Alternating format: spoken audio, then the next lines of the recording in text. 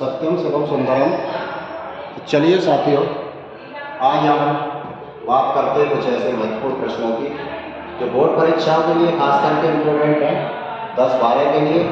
इसके अलावा प्रतियोगी परीक्षाओं के लिए भी आज का वीडियो बहुत ही ज़्यादा महत्वपूर्ण है। तो चलिए बात करते हैं। ठीक है, पहले सवाल पर आते हैं। तो देखिए, पहला सवाल है हमारा आज का। पहला सवाल है, पादपों में वायु प्रदूषण को कम करने वाली प्रक्रिया है, यानी कि निम्न में से कौन सी प्रक्रिया वायु प्रदूषण को कम करती है, वायुमंडल को शुद्ध करती है? क्या श्वसन है, वाष्पोत्सर्जन है, प्रकाश संश्लेषण है, या फिर प्रोटीन संश्लेषण है? तो हम सब जानते हैं कि इनमें से हमारा जो प्रकाश संश्लेषण है, इसके अंदर क्या होता है, ऑक्सीजन रिलीज होती है। ठीक है, तो ऑक्सीजन रिलीज होती है तो वायु प्रदूषण कम होता है। तो पहला सवाल हमारा क्या हो जाएगा, सही, प्रकाश संश्लेषण। इसके बाद में चलिए अगले सवाल को देख लेते हैं। तो अगला सवाल हमारा क्या है, तो अगले सवाल की तरफ चलते हैं। अगला सवाल हमारा देखिए, अगला सवाल है, हीमोग्लोबिन महत्वपूर्ण भूमिका निभाता है। तो हीमोग्लोबिन की महत्वपूर्ण भूमिका कहाँ होती है? क्या पाचन में होती है, श्वसन में होती है, उत्सर्जन में होती है, या फिर वृद्धि में होती है? तो हम जानते हैं कि महत्वपूर्ण हीमोग्लोबिन का जो महत्वपूर्ण काम है वो क्या है, ऑक्सीजन परिवहन करना। और ऑक्सीजन परिवहन कहाँ पर होगा कि जब हम श्वसन करते हैं तो श्वसन में वायुमंडल से हम फेफड़ों में वायु भरते हैं, उसमें से ऑक्सीजन को फेफड़े अलग कर देते हैं और उस ऑक्सीजन को ऊतकों तक पहुँचाने का काम हमारा कौन करता है, हीमोग्लोबिन। तो हीमोग्लोबिन जो है क्या करेगा, किसमें भूमिका निभाएगा, श्वसन में। इसके बाद में देखिए आगे बढ़ते हैं, अगले सवाल की तरफ चलते हैं। तो अगला सवाल देख लीजिएगा, अगले सवाल की तरफ चलते हैं।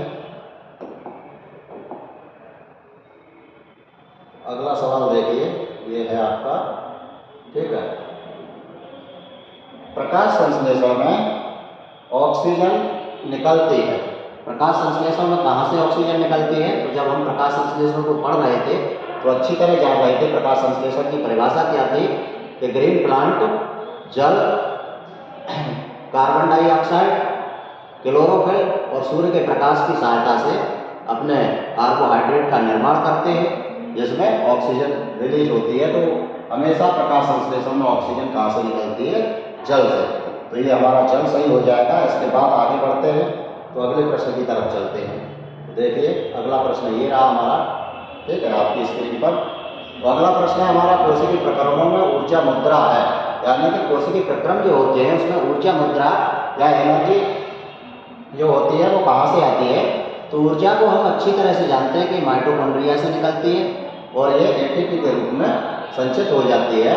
तो इसमें हम एटीपी को सही करें, तो ये हमारा क्या रहा, एटीपी, जैसे एनर्जी करेंसी कहा जाता है। आगे बढ़ते हैं अगले सवाल की तरफ। तो देखिएगा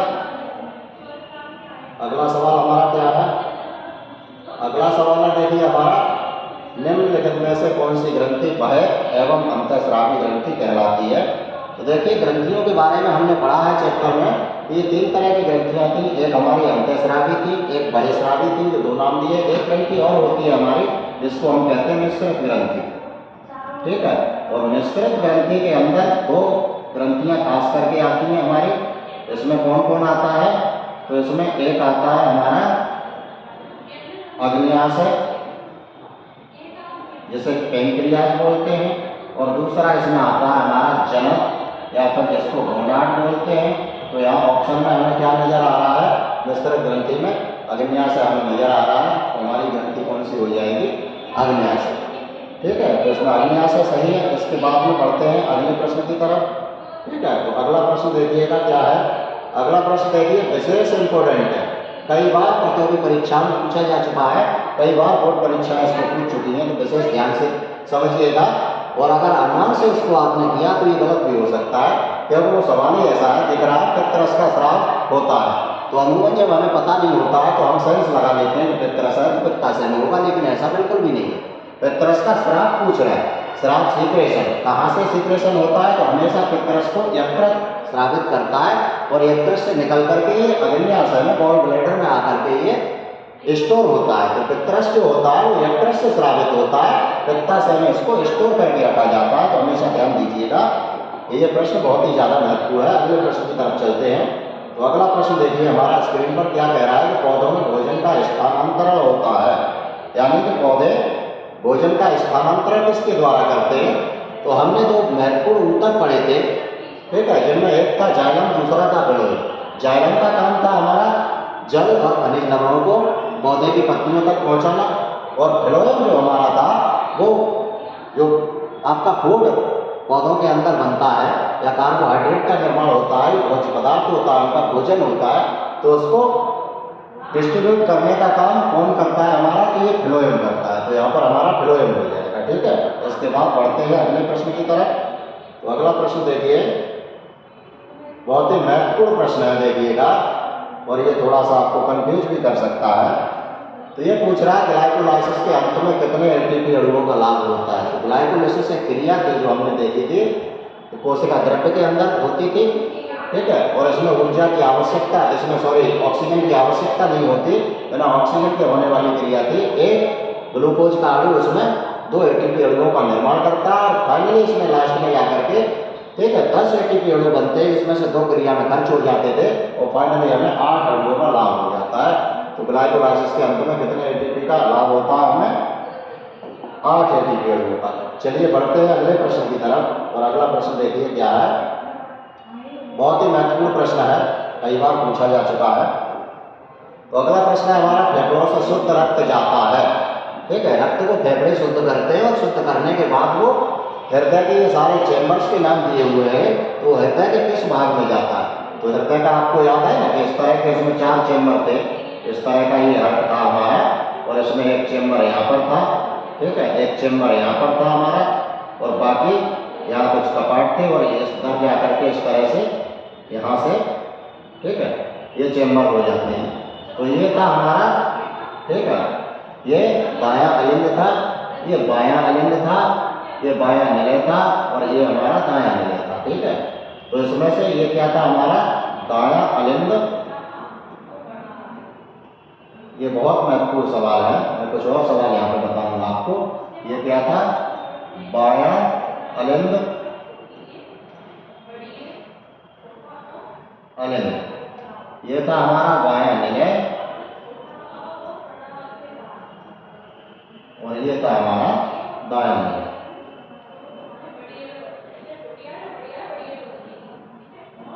दायां निलय, ठीक है। तो हमने देखा था कि यहाँ से हमारे हार्ट में एक धमनी निकल रही थी यहाँ से, और यहाँ से सिरा निकल रही थी, ये सिराएं आकर के यहाँ खुलती हैं। तो शरीर के विभिन्न भागों से सिराओं के द्वारा अशुद्ध रक्त आता है, और अशुद्ध रक्त कहाँ भरा जाता है, दाएं अलिंद में। वहाँ से वो यहाँ पर लगा होता है, एक ट्राइकप्सिक कपाट होता है, त्रिबलनी कपाट, जो खुलता है तो निलय में आ जाता है, और दाएं निलय से ये फेफड़ों में चला जाता था। तो दाएं निलय से फेफड़ों में शुद्ध होने के लिए जाता है, और वहाँ से आकर के यहाँ एक पल्मोनरी सिरा आती है इधर से, ठीक है, दोनों फेफड़ों की तरफ से यहाँ खुलती है वो। तो पल्मोनरी सिराएं जो होती हैं, ये एकमात्र सिरा भी है जिसमें शुद्ध रुधिर बहता है।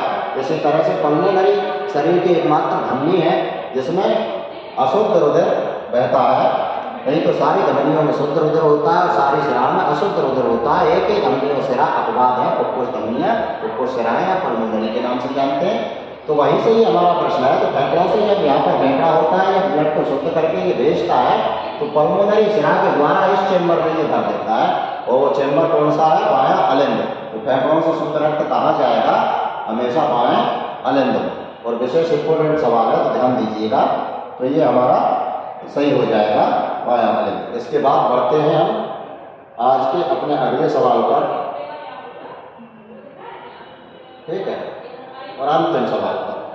तो देखिए ये क्या है, हमारा रंध्रों में द्वार कोशिकाएं पाई जाती हैं। तो पहले तो रंध्र समझिए, रंध्र क्या है, जिनको स्टोमेटा के नाम से भी जानते हैं। तो जो पत्ती होती है हमारी, उसके बीच में इस तरह के कुछ छिद्र पाए जाते हैं, बहुत ही टिनी पोर होते हैं, सूक्ष्म छिद्र होते हैं इस तरह के, जिन्हें हम रंध्र या स्टोमेटा के नाम से जानते हैं, ठीक है। और ये रंध्र या स्टोमेटा करते क्या है,